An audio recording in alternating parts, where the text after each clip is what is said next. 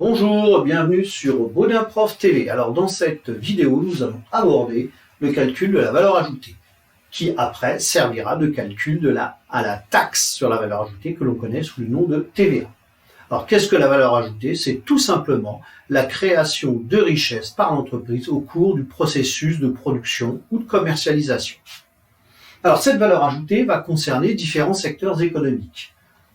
Le premier secteur, c'est le secteur primaire, celui de l'agriculture.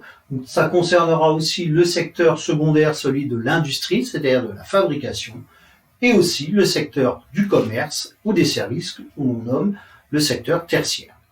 Alors, comment va être calculée cette valeur ajoutée?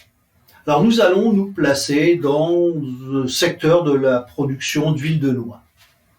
Nous avons donc un producteur qui a des noyers et qui va donc récolter ces noix. Nous partirons du principe qu'il n'a pas acheté de produits pour faire sa culture de noix. Donc, il va récolter ces noix et il va les vendre donc à 3 € le kilo.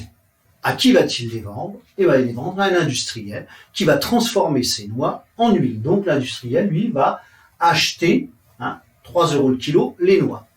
Et pour en faire de l'huile, il va devoir broyer les noix, les cuire, les presser, les décanter, les filtrer, puis les conditionner. Alors il va, par exemple, les conditionner en bouteille de 2000 litres. Cette bouteille de 2000 litres, il va devoir la vendre. Donc il va la vendre, mettons 12 € le demi-litre, à un commerçant. Donc le commerçant, de son côté, va acheter le demi-litre d'huile de noix à 12 €. Ce commerçant va la stocker, la mettre en rayon en magasin, puis il va la vendre donc, par exemple, 16 € la bouteille de demi-litre à des consommateurs qui vont lui payer donc le prix de 16 €. Alors, pensez ici qu'on va être tout en hors taxe, puisque c'est après, sur ces valeurs ajoutées que seront calculées les TVA. Alors, calculons quand même nos valeurs ajoutées.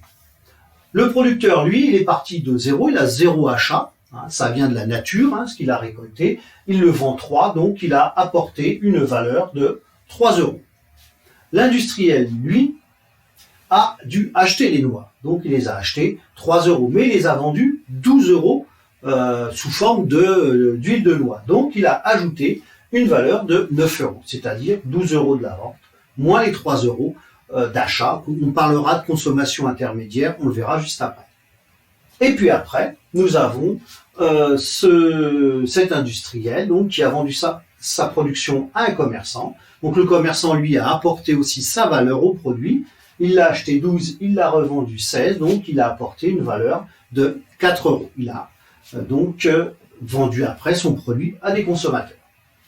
Le consommateur, lui, va devoir donc payer l'ensemble des valeurs ajoutées par les différents intermédiaires. Donc, il va devoir payer les 3 €, les 9 € et les 4 €. Donc, le consommateur va déjà, au moins sans la TVA, avoir à payer 16 € le demi-litre d'huile de noix. Alors, voyons maintenant la formule de calcul. Alors, la formule, elle n'est pas très compliquée. On a pris le montant des ventes, on parle aussi souvent de chiffre d'affaires, auquel on a retiré les achats. Et les achats, on parlera alors de consommation intermédiaire, on aura la définition juste en dessous. Si on fait cette soustraction, nous aurons donc la valeur ajoutée. Alors, revenons à la consommation intermédiaire, ce sont tout simplement l'ensemble des biens et services transformés ou consommés au cours du processus de fabrication. Par exemple, l'industriel, lui, a dû utiliser des bouteilles pour mettre en bouteille l'huile de noix. Comment se partage cette valeur ajoutée? C'est-à-dire, cette valeur ajoutée, elle va servir à financer quoi? Je reprends mon chiffre d'affaires, je retire mes consommations intermédiaires, donc voilà notre valeur ajoutée. Elle va servir principalement à rémunérer les salariés et les organismes sociaux, donc verser les salaires et les cotisations. Sur ce qu'il va rester, l'entreprise va donc réaliser un bénéfice. Sur ce bénéfice, elle va en garder une partie, donc elle va s'autofinancer, c'est-à-dire financer par elle-même différents investissements. Qui dit bénéfice dit que l'État va donc intervenir et prendre des impôts. Les banques peuvent elles aussi bénéficier d'une partie de cette valeur ajoutée si l'entreprise a fait des crédits pour investir et donc elle devra être remboursée sous forme d'intérêt.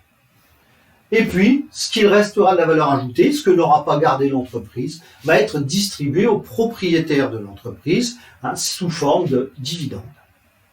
Donc voilà, j'en ai terminé avec cette vidéo sur le calcul de la valeur ajoutée. Je vous donne rendez-vous pour une prochaine vidéo. N'hésitez pas à partager et à liker et à vous inscrire sur Bodin Prof TV. Je vous remercie, au revoir.